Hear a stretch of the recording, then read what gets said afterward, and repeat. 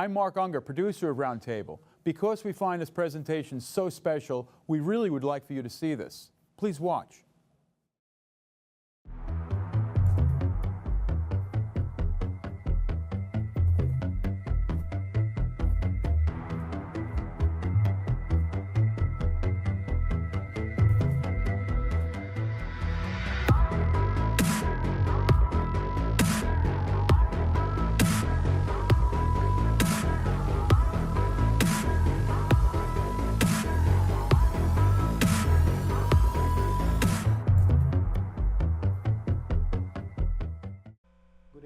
And welcome to Single Shot Show at Manhattan Neighborhood Network's Roundtable.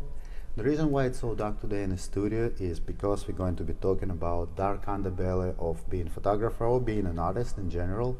We wouldn't be focusing on artistic side and conceptual side of photography. We will be talking about one thing that a lot of artists actually don't understand and not that capable of handling: the financial and marketing side of the activities. And in order to discuss it, we invited an anonymous expert, a person who have views controversial enough to require anonymity, sharing them with us. So hello, unfortunately I can't share the name, but thank you so much for visiting us today. So let's talk about all those pennies and dimes that in the end of the day helping people to continue being artists, and for a lot of people actually sooner or later creating the decision of stopping, at least considering their art something that they would generate income with, or in some cases to quit it altogether. I've seen this happening. Well, I think that we have to define our terms, and you mentioned upon the broad scope that not all artists view their art as a business, and not all of them know how to make money with it if they want to, and many of them, in my experience, work against their own nature, which we're going to get into, in what they're doing wrong and what they can be doing if they want to pursue making money with art, which is different than creating the art and why people want to be an artist in the first place, which is not my expertise. I've just been a careful observer and have watched exhibits and limited editions and looked at the digital and the photography forums and seen the exhibits for years, and online, and what people are doing, what they don't do. So my own list of pet peeves: that people often don't get things in their best interest correct, and the economics is a basic place to start. So you can ask me anything you want about the starting point, because it goes back to how they became a photographer in the first place, which is a different route that people take, and the investment they first make in many ways before they even consider what to do with it. So we can assume they're already in it, or you want to go back to the beginning, which is maybe too late for people, but it affects their decisions. Well, indeed, as an artist myself, I can say two things. One, I don't think there is a person who chosen to pursue any... Well, indeed, as an artist myself, I can say two things. One, I don't think there is a person who chosen to pursue anything artistic because of money. Or if there are very few. It's a very tough business when it comes to actually making money, and you realize that very quickly once you're actually starting to look in this direction. And two, that I do believe that everybody, or almost everybody, who is creating something artistically is longing in one or other way to see some compensation for what they do in form of finances, even if not because they actually need money or believe that this is their reason to create all this, but at least as a form of recognition. In my personal opinion, it's probably the ultimate form of recognition. If a person who's seen your work is ready to part with certain sum, usually relatively large sum, they actually recognize the value of this work for one or other reason. So yes, I do believe that artists do want to make money, and every artist who is creating something is actually in one or other way interested to do it, even if they say that it's not that relevant for them. I believe that's your truth, and I've known you now, and I think that's what you're involved with. My experience is much broader, and I think many artists do not do that. They're afraid to do it. They don't know how to do it. They're not confident about their art form, and the reason is when you see wonderful photography going online and it's not protected with a watermark, and the artist says, here, just download it for free. That artist is making a living doing something else. Usually they're a commercial photographer and they have an income. They would still, you think, want to generate income from the images the way many other artists try to do, where they put a price on it, they limit it from $10 or $20. I just left an artist now doing fabulous work, and he prices so low for a reason, as part of a strategy, to thousands and thousands of dollars. So you have to go back and say, what do our listeners relate as their truth? And many of them are not making money with it, don't know how to make money with it, or trying to make money with it. And I even have seen people that go into the art field from something else with the intent of making money. And I've seen it happen where they make a lot of money, and they're actually bad artists, they have no background, and they figured out what people are buying, and in a sense it's manipulated. But generally, that's not true. And I think most people have a passion to begin with. They feel something they enjoy, they're good with it, and then it's up to them. But in photography in particular, I see people coming from several types of backgrounds. One is they may have a degree in photography, even an MFA or higher. They may be self-taught. They may have a change of life, and they just want to do something creative. And some of them have this simple equipment. Others have very, very expensive equipment, which is a big investment. Some travel and spend a fortune of money traveling around the world. And I had one discussion with an artist doing fabulous work, and she traveled and spends her money in nature, and she was giving it away. And I said, you can sell this. She didn't have the confidence, but she was just giving it away because she never got into the business side of it, which has many, many ways of going between exhibiting, a dealer, a gallery, private, online, like. So it's more complicated for the general photographer because we don't know where they fit in. So let's assume some truths. Let's assume that someone they think they have some skills. They think their photography art is good, which we can talk about, why and how they know at some point. And they want to do something with it to at least have recognition, which is, for most people, acknowledgement, ego, and that's healthy. But some people, they're afraid of it and they shy away. And I have stories like that. They're literally afraid to be out there. Or they want to make at least enough to recoup their investment, or they see it as a business opportunity and they try, they don't know how, or they don't know how to even start, or they're wasting a fortune of money doing things that they miss some of the very, very basics, and they put hurdles in their way. And it has nothing, unfortunately, in the commerce world of success to be directly related to the quality of the art. People often say, do you like the art? In the role of dealer advisor, I say, I'm not the buyer. I may like it. It doesn't mean it's going to sell. And if I don't like it, doesn't mean it's not going to sell. You have to get to that point of how do you make money with it, which is an audience, showing your work in the best way, telling the story, and figure out what is it going to cost you to do that, which is marketing, how to price the art, how to look at what your cost is in the art, because today the material costs are getting more and more expensive. If you go into the new techniques that are very popular, of metal and plexi and large, people love large. And you could produce a print, as you know. You could be into an image for many hundreds of dollars and not know if it's going to sell. So there are a series of economics and a series of financial goals. Well, let's try to focus our conversation since we are limited on time and this is indeed very broad field. So how about trying to focus on those basics you mentioned? Okay. What an artist who decided that they actually do want to sell their art, they believe that their art is marketable and valuable, what are the basics they have to consider to start the process? Because a lot of people don't even know where to start, to tell the truth. A lot of people would say, okay, I know my art. Let's try to focus our conversation since we are limited on time and this is indeed very broad field. So how about trying to focus on those basics you mentioned? Okay. What an artist who decided that they actually do want to sell their art, they believe that their art is marketable and valuable, what are the basics they have to consider to start the process? Because a lot of people don't even know where to start, to tell the truth. A lot of people would say, okay, I know my art is as good as this other guy who is selling it for thousands of dollars in this fancy gallery. I know that a lot of people telling me that my art is beautiful and so on and so forth, but there is a huge gap between that and this. So let's try to focus on what basics they need to cover in order to at least facilitate the bridge which potentially will lead from point A to point B. So I think you're correct in saying that we're going to make an assumption that someone wants to make money for whatever reason. They have confidence that the art is sellable, which is probably 3 or 4 meetings like this and talk about why do you think your art is good and why do you think you want to sell it. So assume that they have the confidence level for whatever reason that they could be competitive in the market, which means they're going to show the art to enough people to give them a chance to see it in the best way, tell their story the best way, put a price on it, which is very difficult for many artists, how to price it, and they make mistakes very commonly, and I've seen it, and even argued to help an artist, and I've won or lost to how they price it. Going back, you have to go back and say, how do you define profit? Which means you're not going to consider the education you took, you're not going to consider the seminars you took, because you'll almost never come back to that. You're going to look at, not even consider the equipment that you buy, because that's something that you would have done anyway, assume. So you're set up, you've got the equipment, and now it's a question of selecting the image, which we'll assume is done. That's another discussion, which image do you select? And you want to figure out, how do you price it to make a profit? So there's a cost up basis, where you look at your cost of materials to produce any image that is going to be printed on a surface that you're going to offer to sell. And today the most common is paper.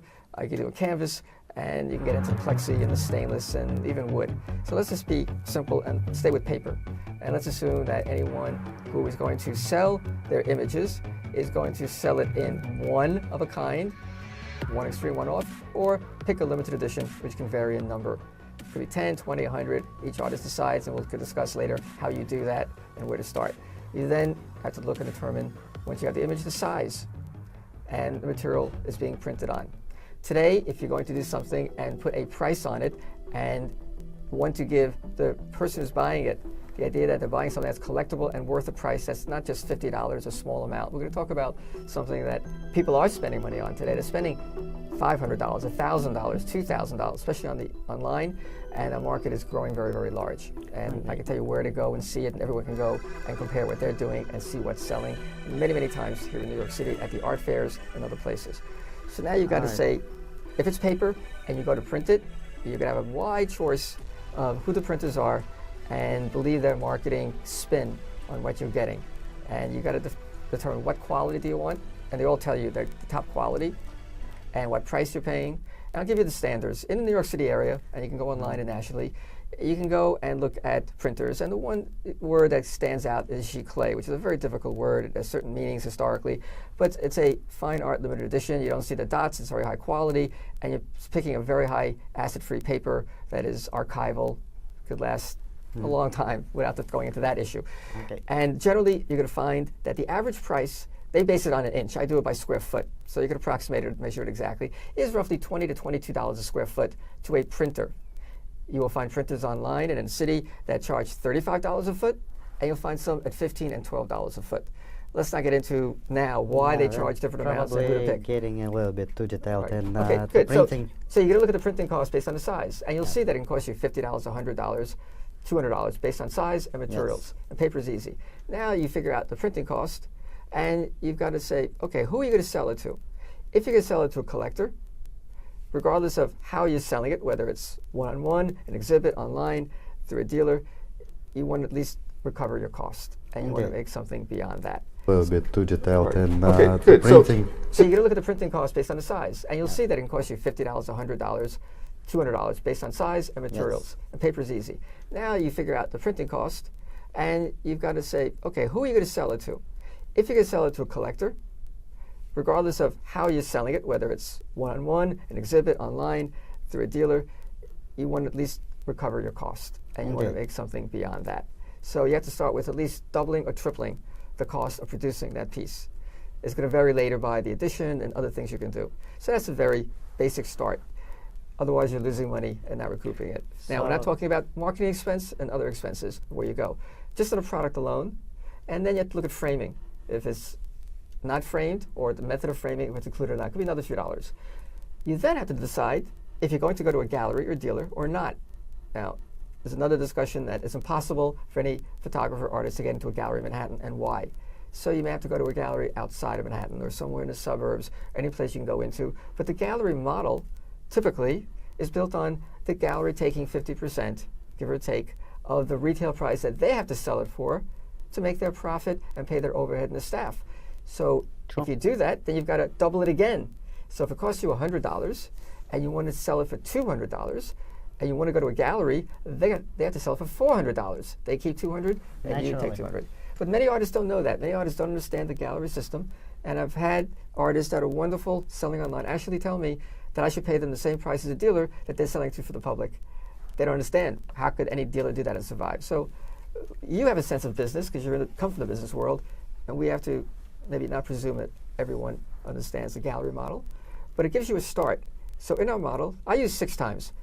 And when I put my hat on as a publisher and we want to create a limited edition, and we know that there's sometimes discounts allowed and negotiated, which is another issue of the selling price. If it costs $100 to pay the printer, framed or not, then the retail should be $600 to allow a dealer to pay you $300, so he gets what he needs out of it, and you recover $3 for your $100, and you have a $200 profit before you take other expenses in. And there will be other We're expenses. talking about basically the lowest price possible in order to make it at least viable to even bother. If you understand that you have to market it now, you can say, okay, I'll only take $200 instead of $300. Sure, you make a profit of $100, but you're not allowing for other expenses that you want to. Indeed. Especially when someone negotiates with you, which collectors. Basically, the lowest price possible in order to make it at least viable to even bother. If you understand that you have to market it now, you can say, okay, I'll only take $200 instead of $300. Sure, you make a profit of $100, but you're not allowing for other expenses that you want to. Indeed. Especially when someone negotiates with you, which collectors do. Every wise collector will negotiate. And that's another selling issue about what price to take. And it doesn't allow for marketing expense. A brochure, going online, paying your website, things that are there. So you have to at least charge 2 or 3 times your cost for it to be viable. And then even then you don't know if it'll sell, how many will sell, for all the hours you put into it. We're not counting time. Well, We're not counting time. besides all this, there is another simple thought that a lot of artists don't consider. Well, besides all this, there is another simple thought that a lot of artists don't consider. They price in their work to recover expenses associated with this particular piece. But if they have printed 6 or 7 for the exhibition and they sell only 2, it means that they lost the money across the board, and a lot of people don't realize it as well. Most artists do not recoup their money when there's an exhibit, and there's a reason why. If they do, then they've got a big following and they can be very successful. So you're correct. You don't know what's going to sell, and galleries who in the past and even now try to guess what's going to sell, they go out of business. No one has ever figured out what's going to sell, because if they did, they would just sell, make profit, turn it around, reinvest, and own the world. So no one has figured it out, and there's a risk. And many artists fight the gallery system, thinking, oh, I'm good, I'm deserved, they should pay me to exhibit. I've had that, even from bad artists think that. Really? And yes, That's it's an interesting thought. I put a lot of work into this. I studied, blood, sweat, and tears, my passion. You should pay me to exhibit for the honor. Someone upstate did this, and the art was That's nice. terrible. But they had I this wish attitude. the world worked this way. Well, I said not in this lifetime, but I was polite. I try to be polite. And some of the stories we won't get into now that are amazing what people do. So you want to go back and correct. You cannot assume you'll sell enough at any one place, an exhibit or anywhere else, to recoup it. So it's risk, which goes back to what we've discussed. Which images do you put out there, and the risk that your selection of all the images you have will be exactly what those buyers want. You don't know. Time and trial and error will tell you. You have to try to exhibit. Get valid opinions, which is different from invalid opinions, which we could talk about, and find out why you want to pick that image and which images you should and shouldn't pick, which is another point, to recoup your money, and you don't know. So it's very hard, and that's why most artists do not make a living at art, and the average income for an artist is not enough to support themselves in New York City. That's just the reality of it. And Well, they it's usually work not somewhere just else. New York, it's everywhere in the world, indeed. Yep. But in photography specifically, we still have to remember that we show about photography. Yes. This challenge is even more complicated, especially in the modern world photography, because Just New York, it's everywhere in the world, indeed. Yep. But in photography specifically, we still have to remember that we show about photography. Yes. This challenge is even more complicated, especially in the modern world photography, because for the painter, when they're selecting works they actually want to exhibit, it's completely different story. They might have 10 paintings and they need to select 5 for the exhibition. So they basically take half of what they have and bring it in. With photographer, in the modern world, you're sometimes talking about thousands of images to select, a huge, massive amounts, and a lot of them would be good if the artist actually is a good artist. It's exactly right. I believe it even more complicated when you add the digital factor, that now artists can take so many images, select what they want, and then interpret it digitally to create infinite variations of their art. So what are you going to put out there and at what price? And you have to find your voice commercially. You have to find what people are buying, if you're interested in selling, and why they're buying it. And you can do that by observation. You can go, the best simple way to learn what's selling in a given market is in Manhattan, particularly, or sometimes in other nearby places. Saatchi has a show in Brooklyn, which is about 110 artists. Go the last day, the last afternoon, walk around, and look at what's being sold that's similar to you. So it's photography, ignore the acrylic, ignore the other works. Look at the photography, look at the size and the price, and look at the red dots. Yeah, that's actually probably the best advice that can be given to any artist in terms of price and work. And Yeah, that's actually probably the best advice that can be given to any artist in terms of price and work. And I can tell you that it's probably the hardest art when it comes to marketing artworks there is. You can learn how to promote your works, you can learn how to speak to the potential buyer, you can learn a lot of things, but pricing is always complicated, even for people who've been in business for a while. It's always trial and error and a lot of things to consider. And there are many errors that I've seen that people make. They're presumptuous to think that their past limited experience is valid to go out and do it again and again at a bigger scale. I can give you many examples of that. So even when you go and you see what's selling, you have to stop and say, okay, we see that that image and that size is sold well in the easy way I showed you, and doesn't mean that your art is comparable to the buyer that way. You have to say, is my art equal or better? Why are they buying that piece, and how is your art going to compare on any given day? But at least it gives you some idea, and it's a mistake.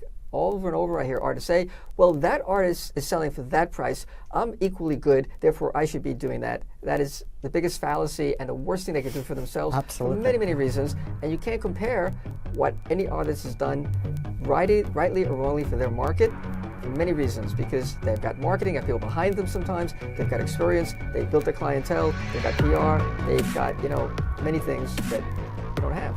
So you have to say why. But it gives you a start. You say, okay, that's my target range. we're almost reaching the end of the program. So let's take a little break and we will look into this a little more after the break. Almost reaching the end of the program. So let's take a little break and we will look into this a little more after the break. Sounds good. Hi, Alex AG again from Single Shot with another single trick. Today I want to tell you about using internal flash of the camera. Even some very professional cameras have that, but if you would ask a professional photographer, including myself, you would be told not to use it, especially on close-ups and especially when you're photographing people. Reason being, when you do it, the face being overblown. You're getting practically a white face instead of having nice skin tones and nice lighting. Is there anything you can do about it? Actually, yes, there is. You can just put in front of your flash a simple dollar bill and take a picture. What it will give you? Dollar bill is made of material thick enough to control enough light, and on top of it, it will give you some nice yellow tone to complement the skin tones of the person. This is a single trick by Single Shot. Watch us on YouTube. Hi, Alex AG again from Single Shot with another single trick. Today I want to tell you about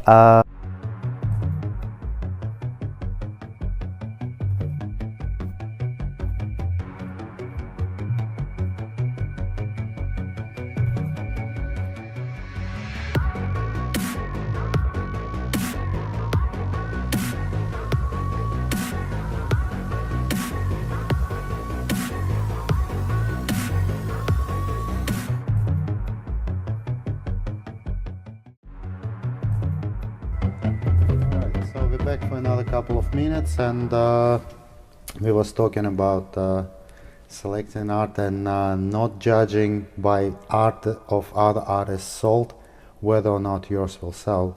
Often it's just a fluke, and sometimes it's just friends and relatives trying to support an artist, not the actual buyers who are interested in this work. I've seen that recently, and that's also, one thing that is difficult to explain to an artist, that they shouldn't believe their own presumptions and desire to feel that their art is special and they're special when they need to do that very often. And you see it in their writings, and without going into it, you can see what they write about themselves. It makes no sense from an artist's point of view, but they try to validate why they are special and different, and that could be specific at another time. But basically, when the mistakes they often make is they get lucky and they make a sale to either a person that wants to help them, a family member or friend that can afford to spend $500 to $1,000, and that's a wonderful experience. It's validating. You make a sale, you feel so good and proud, and you make the mistake of thinking you've got a market, you've got other people that will pay you that price who don't know you, and take away the factor that there was a special relationship there that you can not go repeat again and again and again. The other mistake that I see very commonly is the luck that one artist finds someone who comes in and they don't necessarily have an art background, and they just happen to like whatever they see for whatever reason, and money is of no significance to them. And they'll just pay whatever it is, and you can't repeat that again. I just left an artist who told me about a very, very wealthy family name that's known, 5th generation, saw a show he did, and just, bought $30,000 worth of his very, very nice prints, digital created. He'll never find that person again that he can hope for. And he's exhibited and hasn't sold. Probably so not. you have to say, okay, it happened once. Is lightning going to strike again? It can, but it can be lightning. And it goes back to another point. You mentioned family and friends. One of the things I tell people, why do you think your art is good? Well, they either ask me or if I see something. And a very common response for someone starting out, not even an emerging artist, but someone who's just exhibiting for the first time, and I've helped them exhibit for the first time, or just caught them when they first go from their library exhibit or their church or synagogue exhibit or something else, and they're excited and people come, and the answer often is, well, my friends and family like it, and my response is they lie. Well, we will continue. So you have to know why your art is good and ignore people that Precisely. love you. Why your art is selling is important. So probably They're next time excited and people come, and the answer often is, well, my friends and family like it, and my response is they lie. Well, we will continue. So you have to know why your art is good and ignore people that Precisely. love you. Why your art is selling is important. So probably next time we're gonna meet and we should discuss exactly that. Why and how the artist know whether or not his art will sell. Thank you very much, Mr. Anonymous Expert. We will have you back in our studio to continue talking about how to actually work with the art in terms of marketing